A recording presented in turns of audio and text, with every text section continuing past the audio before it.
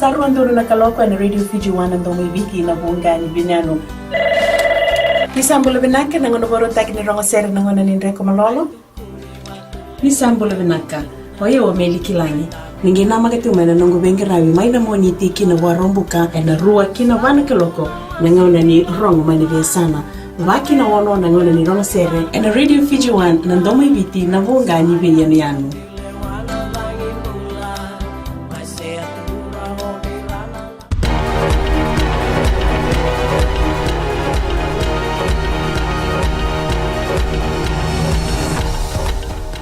Nisambulu binaka se kwengo na vakaleleka ni nonde tukutuku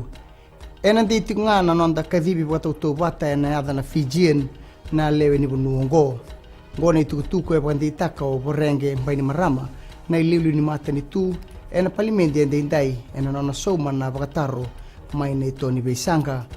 tukuno mbaini marama ni inda ndua batangana lewe viti kandundolu menda kadhibi nga ena ndua na yada e kai ni vosa na Fijian era kota mana kai balangi ka bagai malembaletai kita umanda veira na itau keni bonuongo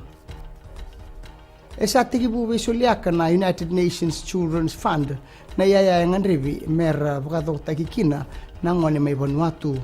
rauta ni nduana rau tolu sanga bulka rua na ndulu todo na ngone era dingoma na yaya ni bebu ko ya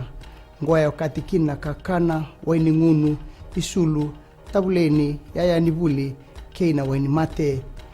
warite mai na UNICEF ni bunga na bekor ni buli era torba ki mere ronro ka sa baka bina kata kitiko na ngaunongo mandra batiko na mateni tu men na vakalele itaka na wili ni leone bunua engara ba ndo na buniwai bona kena sanga itiko ngame kena sotabi ni bakatangi ngende ngandrebi mai na matambose kangara na bula raramba burubura ngona be kai borita ko chono usumate na minisita ni bula ena ngona ataru kina mai buana ministani mbula taumanda o Neil Sharma se tubu daba tuba kata tigo na mateni tu me sotabi kina ngandre ni matambose na World Health Organization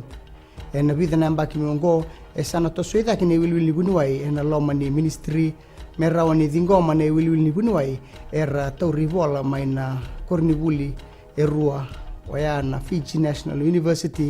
University of Fiji kena vei kornibuli mai Vanuatani e reida tigo na tamatagada nimbula me rawata na nona takete ena rua nundolu tini kavitu kena gitu sa tubo raw na timi ni Samoa meron na sota kena Fiji Warriors ena non raw dalindi ni mataka ena ANZ Stadium eludala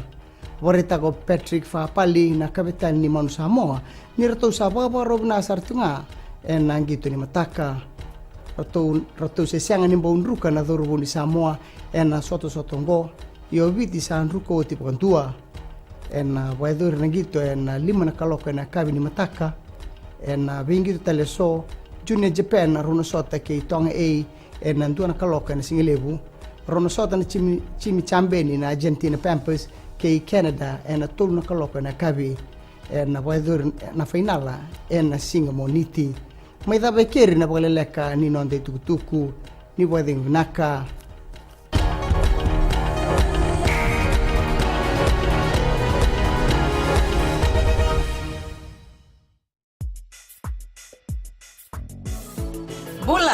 Bula FM nambang dua na serene wasini ngona ni batara ni sibiti ko bekianda na diwa na tini na miniti na may pakuriti ore bengrabe na nonta ngonongo kanda na dabiti ko ni rona kaloko ena kamende ndebo ni na tay wali ni may dabiti ko na wani matakabo na lebisar ti ko na bisere talio ni na namaka ndo batiti ko may kine na kenan daw ro di kanamaki